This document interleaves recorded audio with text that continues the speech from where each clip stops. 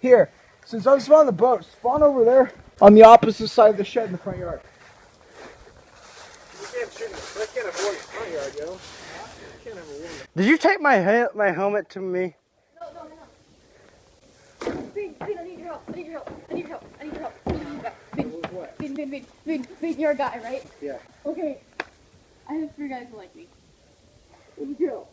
What? Just send us after him. We got airsoft guns right now in my big I old... like how we're getting interrupted because my sister's having boy troubles. Wait, what happened? Hold on, I can help here. I'm the one who's actually dated women before. We're shooting each other. No, I need. In like an hour. What happened?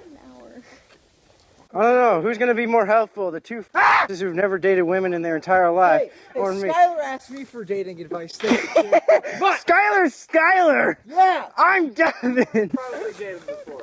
I've dated more girls than Skylar's ever dated. Skylar probably dated before. I've dated before, yeah. You have dated Skylar before.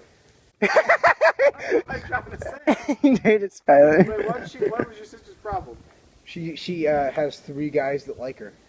Okay. I suggest that they have a foursome. Dude, just record it and put it to Pornhub.